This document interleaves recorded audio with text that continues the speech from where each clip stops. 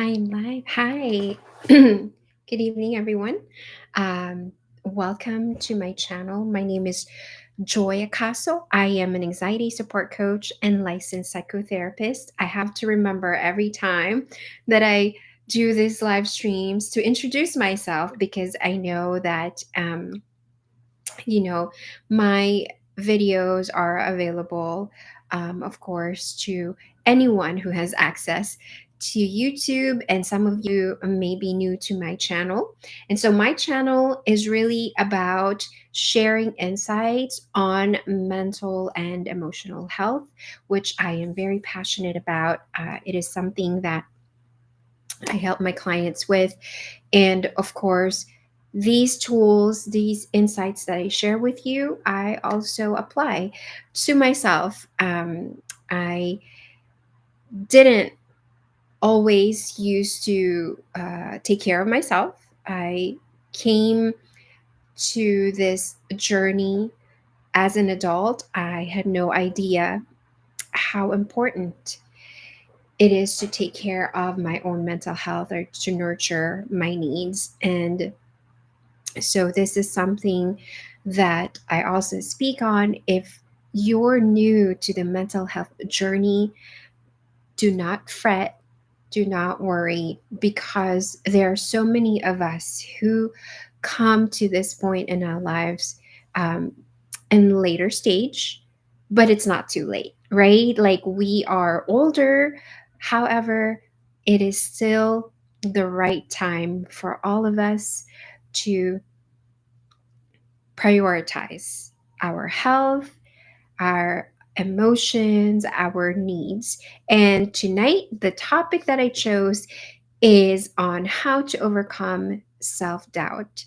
Last night, I had posted a reel on self doubt, talking about this is a normal part of being a human being, and it is valid. Not only normal, it is also valid. What that means is that you are not a robot and you will feel a self doubt. It's not an if, it's a when. The most important, well, one of the most important things to remember about self doubt is that it is not a sign of failure on your part, and it is not, absolutely not, a sign that you are unworthy because you feel this way, right? Or you have thoughts of doubting yourself. Another important reminder that I would like to impart with you tonight is that you have to also identify, right? Like, and really pause and reflect. I always say this, yes, because the pause and self reflection is really what is going to drive you to that solution. It is what is going to help you gain clarity. And clarity is your best friend. I'm sure I've said that also before. There was a time in my life when things were not very clear and I was just really going through the motions and I was on survival mode. I was going with the flow. I believed what people told me, right? I didn't even know my own belief systems. I just knew that I was born into it. I was born into them. And that was it. Like I would, go through life.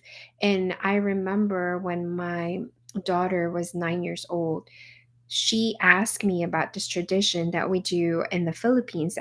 I was born in the Philippines. And she said, "Why do you do that?" And I had no answer.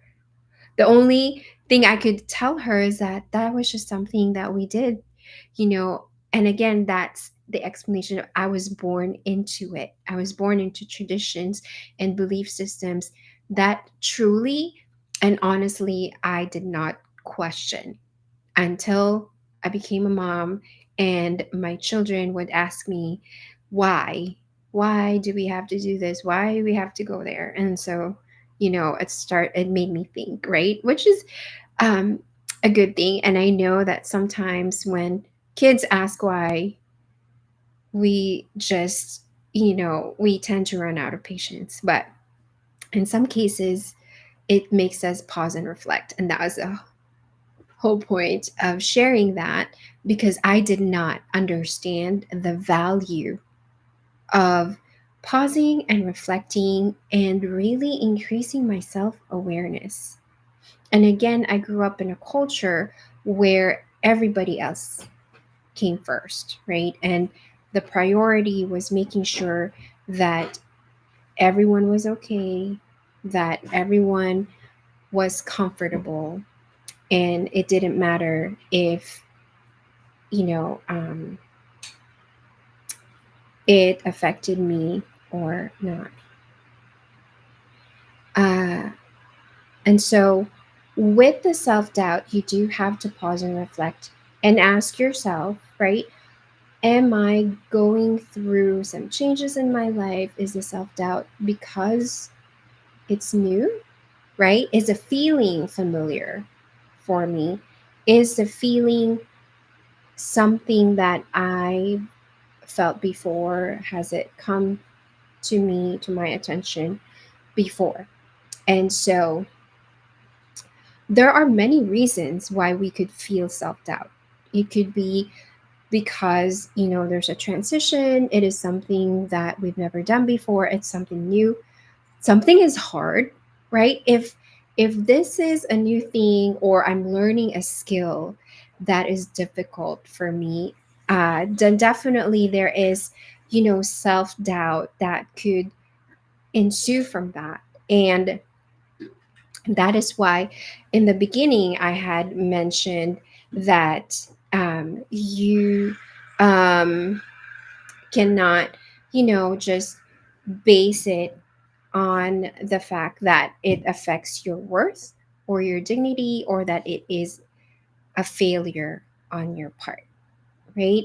There might also be other things that are happening around you.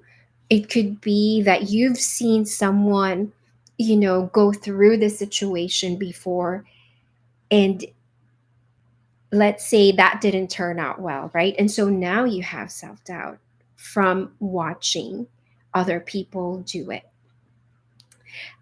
It could also mean that, you have memories and associations, negative associations about this thing that you are doing, right? Or maybe you are the first in your family to embark in this journey. And so it is causing you self doubt.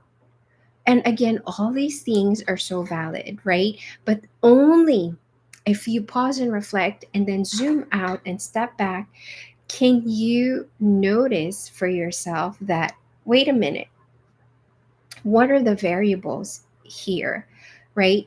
And I also mentioned in that reel, right, in that post, that do not wait until the self doubt is gone, until it disappears before you take action. It is actually in taking action that you will see what is missing, what is really going on. You can get a feel for it on your own, for yourself.